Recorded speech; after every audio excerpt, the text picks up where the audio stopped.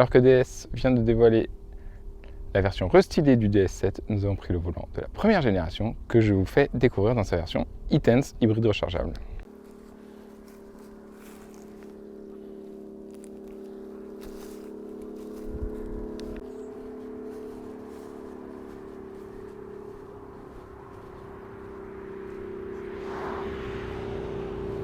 À l'avant, on retrouve tous les codes stylistiques de la marque DS avec l'imposante calandre, le chrome qui souligne le phare, la bande de LED pour les feux de jour, moins marquée que sur les autres modèles DS, mais avec la version restylée qui arrive très prochainement, celle-ci se rapproche des dernières générations de DS.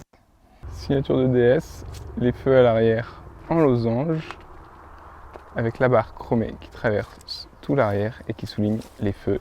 En ce qui concerne le volume de chargement, le DS7 est vraiment très accueillant. Regardez.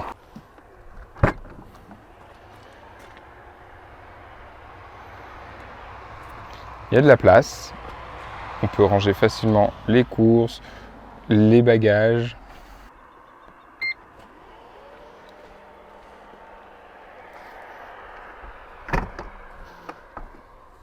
Maintenant qu'on a fait un peu le tour à l'extérieur, je vous emmène à l'intérieur.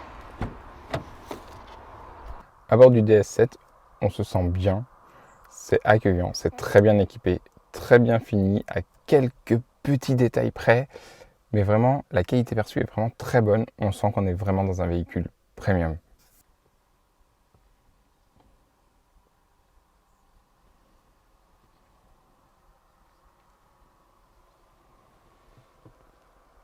La console centrale pourrait gagner un petit peu en finition, notamment à ce niveau-là.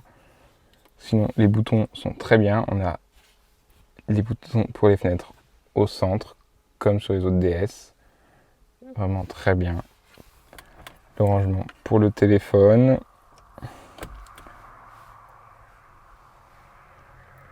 Le système d'infodivertissement qu'on connaît. On a l'habitude. On retrouve le même que sur les DS9, DS4. Très jolie la petite horloge qui s'ouvre quand on allume la voiture. Très sympa. Plusieurs modes d'affichage pour le tableau de bord que l'on peut personnaliser comme on veut.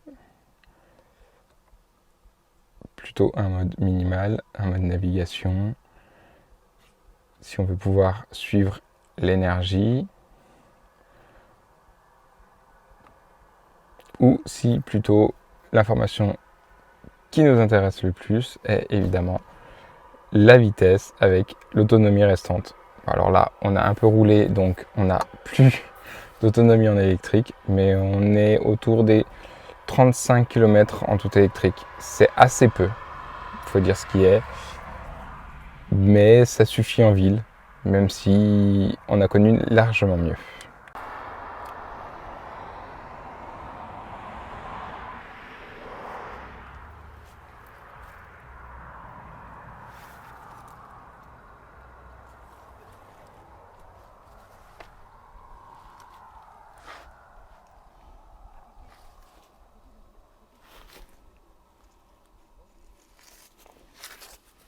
À l'arrière, on peut contrôler la climatisation. On a deux petits ports USB. On a beaucoup de place à l'arrière. Là, le siège est un peu plus reculé que quand moi je conduis, parce que quand on s'assoit, il se met en position. Donc là, une fois démarré, j'aurai encore plus de place. On est très bien installé. On se sent vraiment bien à l'arrière du DS7. On a beaucoup d'espace. En plus, on peut profiter du grand toit panoramique ouvrant. Et on a un petit truc très sympa, un petit bouton qui nous permet de redresser le siège ou de se recoucher selon la position qu'on souhaite. Le DS7 est vraiment très bien équipé dans cette finition Rivoli.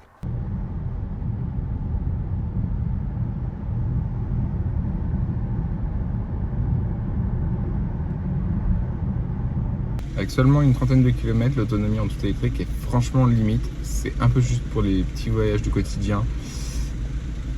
La mise à jour est attendue. En ville, la conduite en tout électrique est correcte. La boîte robotisée donne beaucoup d'à-coups. On sent une espèce de roulement dans le véhicule qui donne des à-coups. C'est pas toujours très agréable.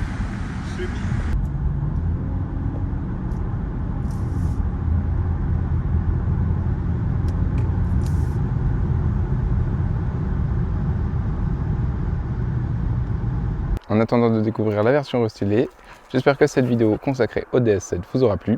Je vous dis à très vite pour une nouvelle vidéo.